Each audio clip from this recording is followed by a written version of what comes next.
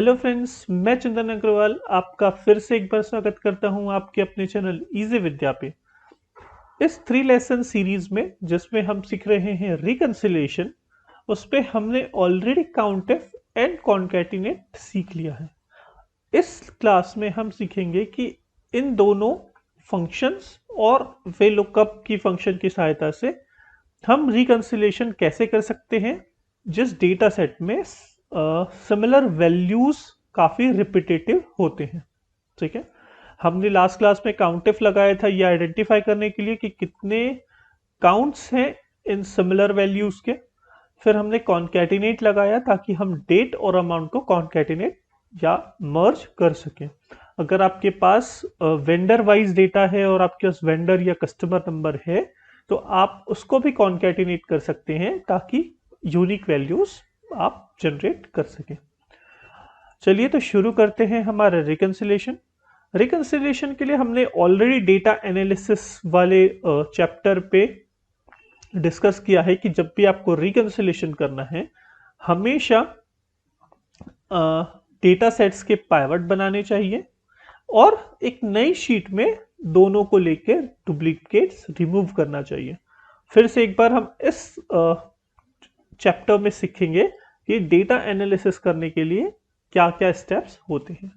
तो सबसे पहला स्टेप है हमको पाइवट बनाना है। ठीक है, सो हम इसका इंसर्ट में जाके पाइवट बनाते हैं। इसको नाम देते हैं data set 1, data 1। Okay, pivot में हम कॉन्कैटिनेट जो यूनिक वैल्यू हमारी आई है उसको हम यूज करेंगे एज अ रो। ठीक है, और अमाउंट है उसको वैल्यूज के कॉलम में। सम ऑफ अमाउंट आ गया, यहां पर लिख देते हैं डेटा सेट 1। ठीक है, सेकंड शीट में सेकंड जो हमारा डेटा सेट है उसका भी पाइवट हम क्रिएट कर लेते हैं। उसका पाइवट भी हम एग्जिस्टिंग शीट में ही कर लेते हैं।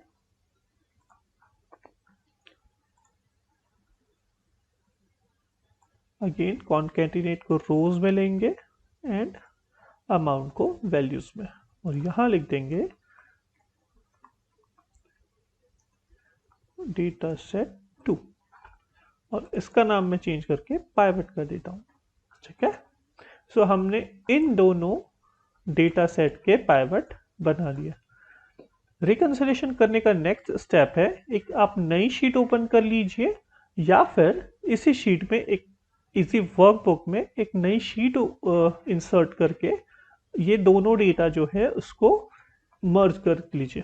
ठीक है, हम नई शीट ओपन करते हैं, कंट्रोल एन प्रेस करते हैं, न्यू शीट ओपन हो गई। जो रो लेबल्स है जो हमने कॉन्कैटिनेट किए थे वो दोनों को कॉपी करके हम यहाँ ले जाते हैं। कॉन्कैटिनेट नाम ले लेते हैं इसका। ये डेटा सेट 1 के डेटा हो गए और डेटा सेट 2 के भी डेटा को हम यहाँ पर कॉपी कर लेते हैं। ठीक है, हमने दोनों डेटा सेट का डेटा कॉपी कर लिया। अब हम क्या करेंगे, इसमें से डुप्लीकेट्स फाइंड आउट करके उसको रिमूव कर देंगे। तो डुप्लीकेट्स करने के लिए आप सेलेक्ट कीजिए, फिर प्रेस कीजिए alt A and M. Okay, remove duplicates आया, आप ओके करके रिमूव कर दीजिए। 10 duplicates value found and remove, 56 unique values remain. Okay, so 10 duplicates थे वो हट गए हैं। अब यहां पर हेडिंग लिख दीजिए data set 1 and data set 2। Okay, अब हमको क्या करना है, हमको लुकअप करना है और इन डेटा जो पाइवट हमने बनाया है उससे अमाउंट लाना है ताकि हम ये आइडेंटिफाई कर सकें कि ये जो हमने कॉम्बिनेशन बनाया डेट और अमाउंट का, ये जो बैंक स्टेटमेंट है सपोज और ये है आपकी बैंक बुक, उसमें कौन से अमाउंट मैच करते हैं ताकि हम रिकंसाइल कर सके, और कौन से ऐसे अमाउंट है जिनके कारण डिफरेंस आ रहा है। राइट, सो हम है डेटा मेन बुक में रिकंसिलिएशन वाले वर्कबुक में हम यहाँ पर लगाएंगे lookup is equal to V L. अगर ये डेटा यहाँ हो 100, 2, 0, ओके, सिमिलरली डेटा सेट 2 का भी हम VLOOKUP लगाएंगे।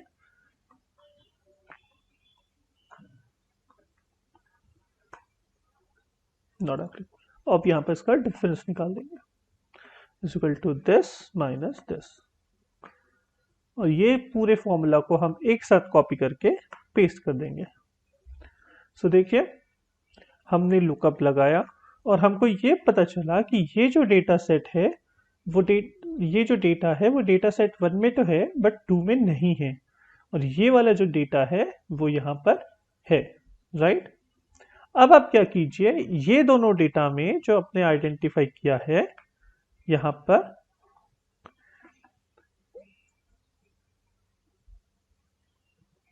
ये जो हमने डिफरेंस निकाला उसको आप यहाँ पर लुकअप लगा के ला सकते हैं, ताकि आपको ये पता चल जाए यहीं पर कि कौन सा डेटा है जो आपको इस शीट में मिल गया और कौन सा डेटा इसका है जो इस शीट में मिल गया। ठीक है, आपको सिर्फ यहां से इसको बेस लेके, कॉन्कैटिनेट को बेस लेके ये डिफरेंस कॉलम को यहां पर लाना है। जहां जहां नॉट एप्लीकेबल आ गया इसका मतलब है कि वो यहां पर नहीं है, जहां जहां जीरो आ गया इसका मतलब है कि यहाँ डेटा सेट में भी वो वैल्यू है, राइट। चलिए VLOOKUP लगाते हैं, is equal to VL tab this comma 4 comma 0, और सारे फॉर्मूले को पेस्ट कर देंगे। देखिए, इसका मतलब है कि ये जो हमारे हैं डेटा,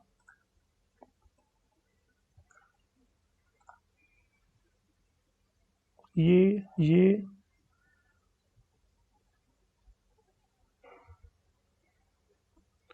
सारे डेटा हमको डेटा सेट 2 में मिल रहे हैं, और सिमिलरली यहां भी हम लुकअप लगाएंगे।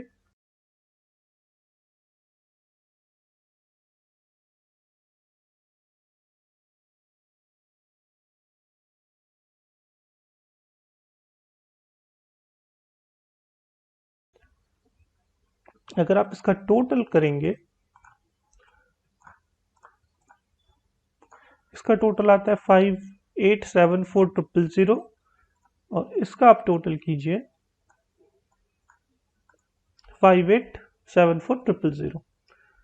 सो आपका ये दोनों मैच हो गया, मतलब आप ये बोल सकते हैं कि ये अमाउंट्स के कारण हमारा कोई डिफरेंस नहीं है रिकंसिलिएशन में, बाकी अमाउंट से जो या तो यहां नहीं मिल रही है या तो यहां नहीं मिल रही है, राइट।